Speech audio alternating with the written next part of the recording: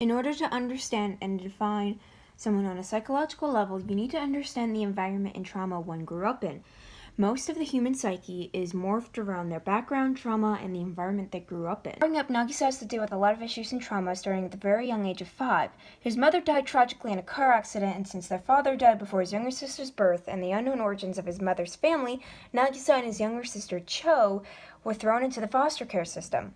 It's worth noting that Nagisa suffers a permanent external injury in the car accident where he can't lift his left arm above his head. Already so much has happened in under 5 years of his life, from growing up fatherless and poor to losing his mother without any warning in a car accident and being thrown into a terribly managed foster care system. For the next 3 years in Nagisa and his younger sister's life, they are thrown into different foster care homes, none working due to abuse, environmental issues, or personal issues with the foster families.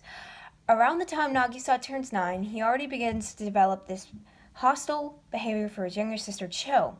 He already begins to feel this overwhelming need to protect her, since she's all he has left in the world he views as cruel and unfair. Around the time Nagisa is 9 and his sister is 6, he is fostered under a very toxic household. He attends an all-grade school and meets a girl named Imiko. She's very kind to both him and his sister and is patient with them until they grow closer and closer. They both suffer from toxic households, which is part of the reason behind why the two bond so quickly. Nagisa and Cho live in a household with alcoholic and mentally and physically abusive foster parents. Near his 10th birthday, the unavoidable happens. The foster father finds out his wife has been committing adultery behind his back, and he takes the fury of the entire situation out on the two, snapping Cho's neck and instantly killing her. The trauma and the pain and the guilt is enough to push a fragile young child over the edge, and Nagisa snaps. It was inevitable that his psyche wouldn't be able to handle all of the abuse and stress at such a young age, especially when he was sacrificing everything to protect his sister. As a child, when you're upset, you're likely to make impulsive and off-the-bat decisions, and Nagisa does. He's so broken and upset that he's willing to sacrifice his soul and physically harm himself just to make a pact with a demon-like creature to have the power to kill the foster father and mother. He's so broken and lost, Nagisa is pushed into a corner where he finds he doesn't know what else to do other than utilize violence to his advantage. He doesn't know what else to do. He's a child, and he has witnessed tragedy and abuse over and over, one after the other. His psyche can't handle it, and he hasn't mentally developed enough to understand how to properly deal with the stress and abuse. When given the power to do so, he doesn't hesitate to kill both parents. He runs away and continues to lead a life full of bloodshed and revenge. By the time you meet Nagisa in the present time, a lot of him has changed. The most notable part is his sister's hair clip that he carries around with him everywhere. He's overly protective and obsessive with it. Nagisa is plagued with survivor's guilt of both the car crash and his sister's death. He can't understand why, out of everyone in his family, he was the only one who could survive. He carries the hair clip around because there's nothing else to remind him of his family, and he's scared to forget. He's scared to let go. Nagisa's not even fully grown. He's only 19 in present time, so mentally speaking, he is still a child.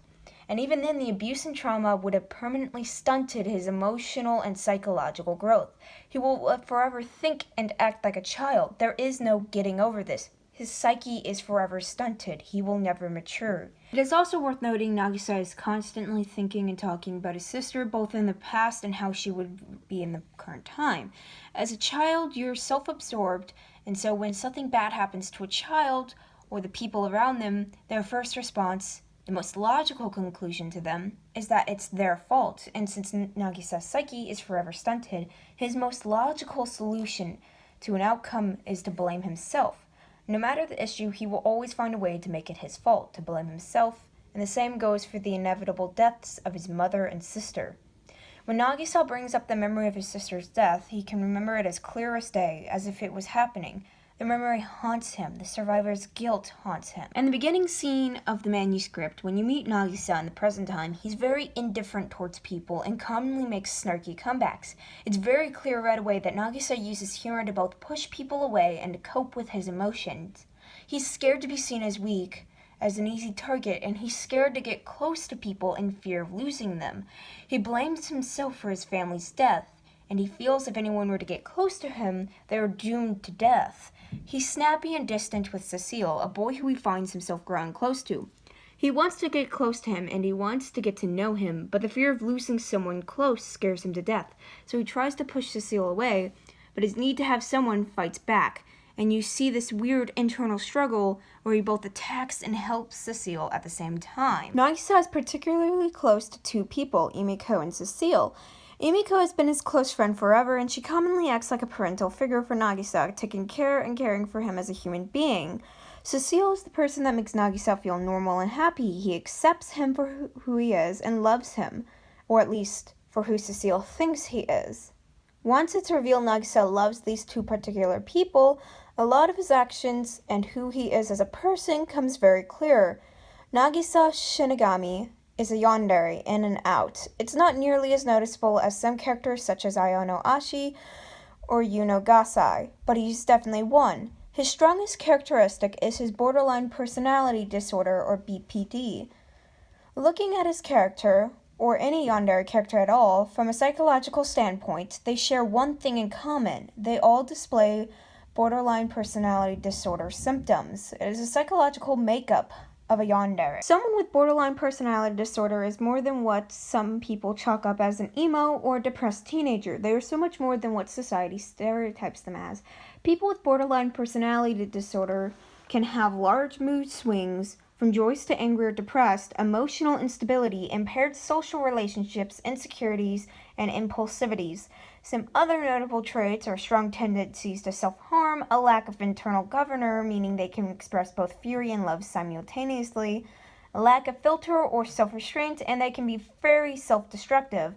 Almost immediately, Nagisa portrays several of these traits. He's very self-destructive and self-deprecating. He always tries, even if it's not a conscious decision, to tear apart his relationships or push him away from people he cares about. He often makes flippant or cruel remarks about himself and the mistakes he makes, even if it's small or unimportant. Nagisa's mood fluctuates without warning within his conversations with people. He can be happy and upbeat, but with the slightest hint of something else, he can begin to shout and cry. He's unpredictable and erratic. There's never any telling with the way he'll react to a situation. He's very emotionally unstable as well. He has this internal struggle with himself where he fights to try and hide himself, and while sometimes he wins, other times he loses, which makes the erratic change in his mood much worse and much harder to predict. We've already talked about how impulsive he is, but he's very socially dumb as well. His mood swings speak as much. He doesn't react appropriately to situations, and he even has a difficult time following social standards such as economic and sexual relationships. He doesn't know how to respond or react either. We've already talked about his tendency to self-harm. While it's not to punish himself, he doesn't do it often. He is willing to hurt or even kill himself if in turn it keeps the people he's obsessively in love with or helped by. Nagisa's internal governor and self-restraint are both a bit more complicated to identify than the rest of his internal struggles. Nagisa doesn't completely lack self-restraint or government, but he doesn't have a whole lot of it either.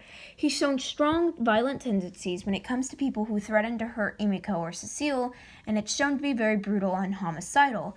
His internal restraints fail him in episodes of fury and anger. He's shown to have a good grasp on how he physically reacts to situations around him overall, unless it involves violence or harassment towards Cecile and Emiko. He seems to lose any sort of control he has over himself, not hesitating to severely hurt or kill someone in the progress of this breakout. Nagisa's internal governor is a little bit more complex as well. On the surface, Nagisa seems capable of governing himself pretty well, just like how he can easily restrain himself under normal circumstances. But this is only due to how he wants people to see him. Nagisa doesn't want to scare away the people he cares about. He doesn't want them to leave. He has this obsessive complex where he wants everything to do with them. His internal governor, in reality, is rarely there. He has no internal governor. He doesn't know how to restrain or govern his own feelings and thoughts. I already mentioned that Nagisa is very obsessive with people. Another psychological standpoint is that he might have obsessive-compulsive disorder, or OCD. While it's not as likely as borderline personality disorder, he's shown several traits. People with OCD commonly have obsessive thoughts or obsessions which lead to repetitive actions, are unreasonable when it comes to the source of their obsessive complex, and are very compulsive and impulsive. Nagisa is very obsessive with Cecile and Emiko and is very impulsive. While he's not compulsive, he is unreasonable and very repetitive. Part of the reason behind why he doesn't socially grow isn't entirely because of his stunted growth. The other reason would be because he doesn't care. He's so obsessive with Cecile and Emiko just needing them to be okay that he doesn't pay attention to himself. He repeats his actions and reactions over and over again. He grows aggressive and flippant and lashes out at them when they disagree with his method. Nagisa is the very definition of a yandere. He doesn't care about anyone other than Emiko and Cecile. He is willing to do just about anything for them, no matter how immoral or ill-willed it is. He doesn't even care what happens to him, so long as they are safe and happy.